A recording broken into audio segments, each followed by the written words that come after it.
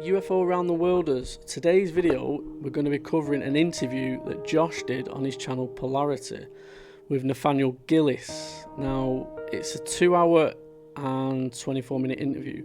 I'm going to be covering the middle section, which is a chapter named Is CE5 Playing with Fire? Now this is what I'm interested in, this chapter especially, because I've always been concerned when people say I'm summoning a UFO. Summoning and UFOs do not go together. For me, they don't go together. And this is quite a new term, CE5. You got the psionics, you got the people of the light, they're calling it. I've done it myself, people of the light. I've seen things myself, I've summoned something myself doing that 2 years before any of this came out. So I know it can work. I can't explain it. It wasn't a satellite, it wasn't a plane or anything like that. So I'm going to play the clip of this, and then I'm going to show you some things that's on Reddit, people's experiences. And then I suggest you do is, if you're interested in this, go and do some research on CE5 and people's experiences. So let's just take a straight look into this. So we're going to go straight in. This is Nathaniel Gillis. I think I've got your name right. Hope so. I'm very good at butchering names. Phenomenon has the ability to hijack consciousness. I do not believe we are conjuring it. It's conjuring us. I do not believe the CE5 is self-initiated contact. No, the phenomenon will seek to be seen in order to create that conscious connection. Now, I'm going to back up and say this. Dr. Diana Pasuka, in one of her interviews, mentioned the fact, and this still really grieves me, because they're not telling us some things going on and what they know for that matter. But Dr. Pasuka's like, she goes, I was talking to Dr. Nolan, and Dr. Nolan had been showing her photographs of burns left on people after CE5 initiation. And I thought, well, I've been in the field for a while. I've seen a lot of burns. So, sorry for stopping it, but the hitchhiker effect, people are taking things home with them afterwards and stuff like that, and I think they pay up to like $3,500 to go to one of these events. They're saying that Stephen Gray is very rude. He's staging events and stuff like that. They're like parachute flares, whatever they're called. They know the location of it. It's staged, and he's very rude, and he does it the way he wants to, and people try and ask questions, and he's brushes them off. Very rude. These are all on Reddit. You can read these on Reddit. Burns on, experiencers. It's an unfortunate side effect, but I've seen plenty of burns, and I know some of them are in the shape of sigils. And then, so that's when she's like, oh yeah, by the way, I saw these photographs of the burns and I went home. And again, she's kind of like basically telling us something like, hey guys, you guys are picking up what I'm putting down here. Basically, like wink, wink, wink. She goes, and I saw the burns. I went home and I prayed. Why? And I could tell you from my perspective and the research I've done, I'm pretty sure they're concluding the same thing. Number one, these are not self-initiated contact experiences. The phenomenon will seek to be seen. It will amplify environments around them to where they actually are forced to go outside and look. And once that conscious connection is created, in many cases, they can't cut it off. I have one case where an individual, I got this one in England when I was in England, where a lady had been mentored by Greer into the CE5 practice, and she felt that conscious connection be created. She went home to her house and a full-bodied apparition manifested to her at the side of her bed. And that's what people don't understand. This phenomenon is pathogenic. It doesn't start and end with one experience. It will splinter itself out like a fungus until it's everywhere it wants to be, coming from that initial encounter. Stop worrying if the price will go up or down. If you compare the price of Bitcoin... That's number one. Number two, my dear friends, Dr. Barry Fitzgerald and Steve Mera have ran experiments with brainwave activity with whatever this intelligence is. In one particular case, the experiment they did was they took a brainwave monitoring unit, placed it on this experiencer's head, right? And they said, okay, we're going to go to this location. You're going to go through your CE5 protocols. We're going to hope, right, the phenomenon will manifest. And if it does, we're going to try to capture data. They're scientists. So sure enough, the phenomena manifested above them in the shape of lights. It's the classic, the orbs. And while the experiencer is elated, right? I can't believe this is happening. This is amazing. They're not looking at the phenomenon, they're looking at the brainwave activity. What is the phenomenon inducing her into? And within 20 seconds, her brainwave activity changed to theta brainwave activity, which is trance, dreamlike, stupors. It's exactly what we have known, not just in demonology, but in hauntology, where the phenomenon has the ability not just to control our perception of it, but in order to do so, it will lower our brainwave activity to where even people like the whistleblower Mike Batista said, when I saw the phenomenon, I know I should have ran, but I didn't. Something had hijacked his consciousness. Now, I have a case study I'm working on now. This is crazy. Absolutely wild. That's scary, right? So I think it's called Binatural Beats or something like that. It speaks about it in a minute. I'll read it out on one of the articles on the Reddit thread. Where it's like demonic ritual stuff. It's putting you in that trance state where something can take over your body and stuff like that. And CE5 people are paying to do it. It's like a cult. You'll come and do CE5. You do it, nothing happens. You go home, and all sorts of things are happening to you and stuff like that. Honestly, there are threads and threads out there, not just on Reddit, all over the internet, of bad experiences of CE5. Now I'm going to shut up. I'm going to play the rest of this, and I'm going to read them out to you. But is another person that was performing CE5 protocols, where again, a lot of these began with a download, right? It's the illusion of control the Collins Elite point to when you're interfacing with whatever this is, where they get a download. I want you to look over here. And they're like, oh, I'm going to go look over there. I'm doing it on my own volition. No, you're not. And this individual went through the protocols. The phenomenon manifested not just as light phenomena, but actual beings to her. She said they had the skin of dolphins. It was really wild stuff. But then she said a really, really bad, life-changing experience occurred. And she said, and then for the next 2 months, in her right eye, on the bottom of her vision, she saw a symbol nonstop. Didn't know what it meant. She just said, something really bad happened to me, and I can't get this symbol out of my vision. She goes to the eye doctor. The eye doctor does an examination. You are in perfect health. There's absolutely no reason you should be seeing that symbol in your vision, but the phenomenon had put it there. So whatever we're dealing with, we have to first knock this fallacy out, right? We have to nail it to the wall. Number one, our intentions with the phenomenon has never determined its intentions with us, ever. That's a ruse. And what we're realizing again is that our best of intentions are often met with a cold, calculating intelligence that at any time can weaponize our perception, monitor it, control it. And then we end up having people again with burns on their bodies, sigils, where the phenomenon has performed upon them. So whatever we're dealing with, I am not a proponent of CE5 because I just don't believe we know what we're doing yet. We don't. I agree. I agree. It feels a bit dangerous, or at least, irresponsible is probably a better word.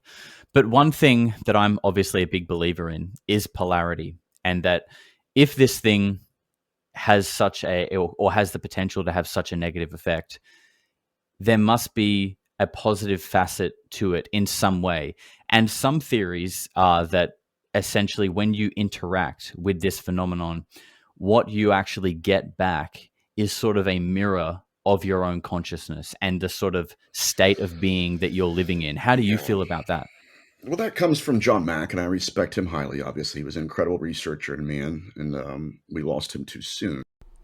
I think what Josh was trying to get at there is if I'm feeling how I'm feeling, different people, so 10 people, we all feel differently. We will have the experience of how we're feeling inside. I think that's what he was. It's hard to put that into words. If I get what he means, though, I think that's what he meant.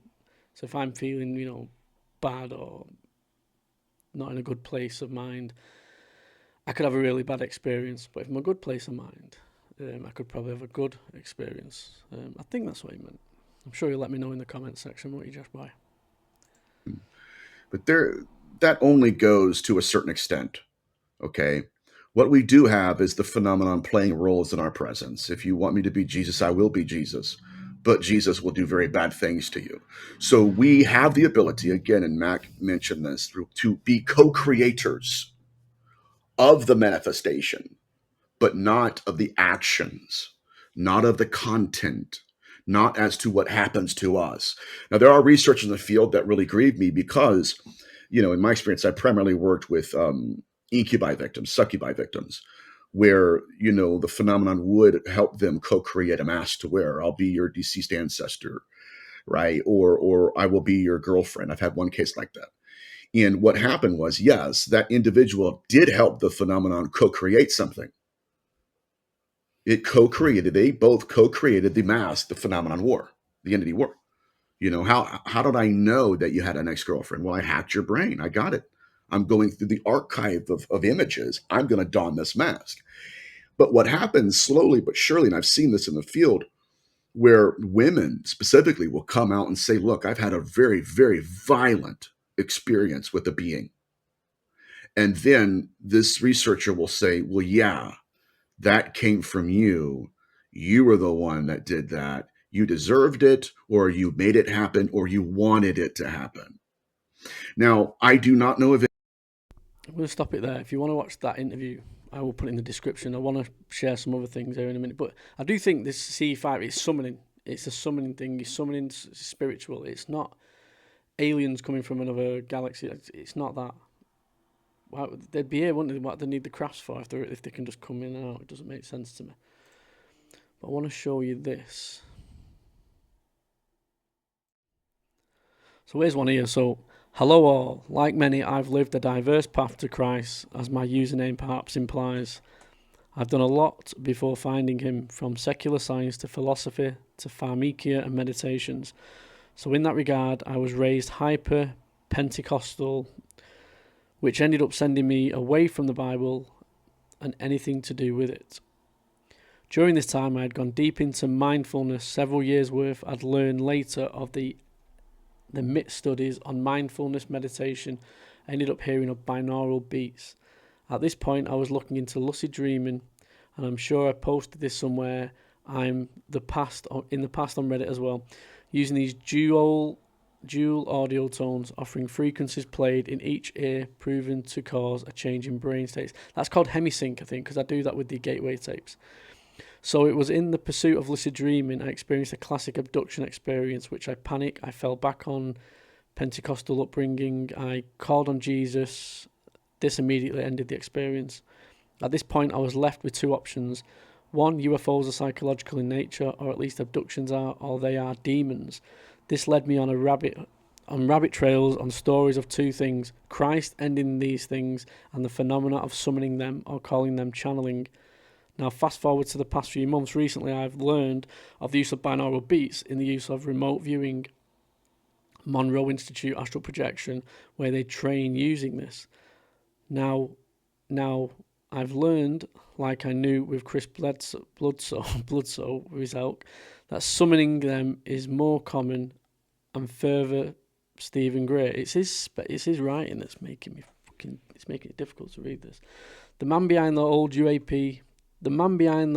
UAP Congress is backing a new app, CE5 app. I have to apologise, guys. You can see that he's making mistakes here. Which among its claims is the use of binaural beats to trigger the summon these types of experiences. I won't mince words. You've minced a lot here, pal. This is the new witchcraft, a techno merging of old and new ways. I can only extrapolate what the near future holds with this type of trend, but I feel I should warn against this. Please be wary of CE5 and binaural beats.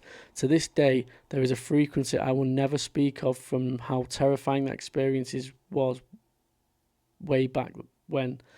One of the first experiences where I considered a non-material universe. Wow. So it's interesting because you look at all the dark arts and stuff like that, and the witchcraft. People, Pendle witches and stuff, witchcraft they were killed. Witches were being killed for doing all sorts of stuff like this, trying to reach out to the other side. Maybe they've got another way of doing it now, saying, oh, let's say it's UFOs, let's get them to do that, let's trick them to thinking that, listen, it's very possible that's what's been going on. And we don't know how many people it's affected. There's another one here I'll read out for you. If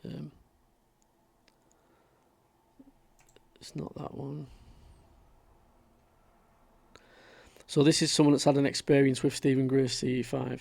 Yes, feel free to DM me. I dislike Greer, but got so sick of how toxic these subs can be, I tried it. I've also tried the gateway process. And he's at the bottom, this is the important bit, but I would recommend you try it. But unlike Greer, I don't think these entities are purely benevolent. Folks like Ingo Swann or even Alistair Crowley have monitored their contact experiences with NHI, and they're not all angelic and benevolent. I would take it seriously, but be careful. So he's alluding to the fact that, again, it's demonic. And we've got another one here. This is the last one that I'll read out, and then I recommend you all go and do your research on it if you're interested in the CE5 stuff. Alright, I'm French, so I use AI to help me write this in good English. The card. Don't flag me, the story is true. I'm genuinely scared. Mercy. So, I don't even know how to process this, but I need to share it. Maybe someone else has experienced something. 2 weeks ago, I did CE5 session. Nothing obvious happened at the time, so I didn't think much of it.